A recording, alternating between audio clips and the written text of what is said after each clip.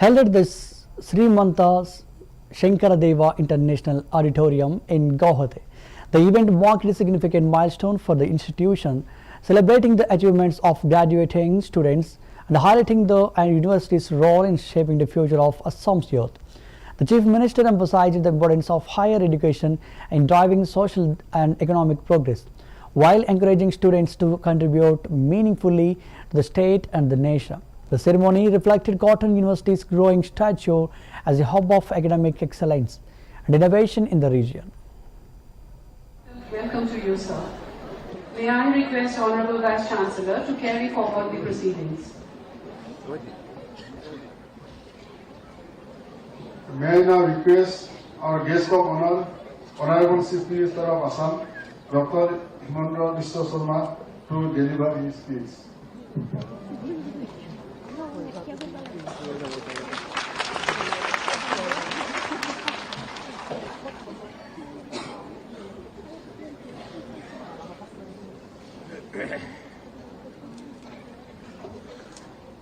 খবৰ কেনেকুৱা সকলোৰে ভাল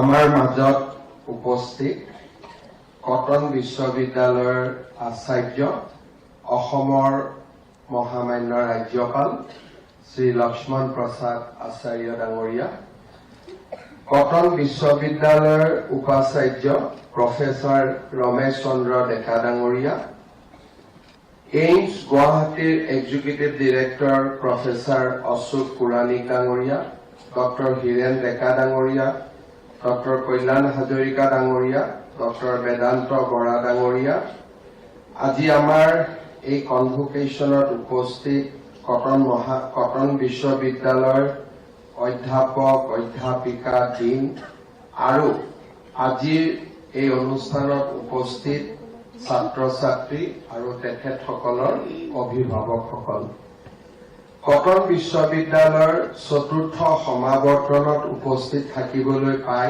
মই সঁচাকৈয়ে আনন্দিত হৈছো এই সমাৱৰ্তনত পিএইচডি স্নাতকোত্তৰ স্নাতক আৰু ডিপ্ল'মা পাঠ্যক্ৰম সম্পূৰ্ণ কৰা সৰ্বমুঠ 2804 গৰাকী শিক্ষাৰ্থীক ডিগ্ৰী আৰু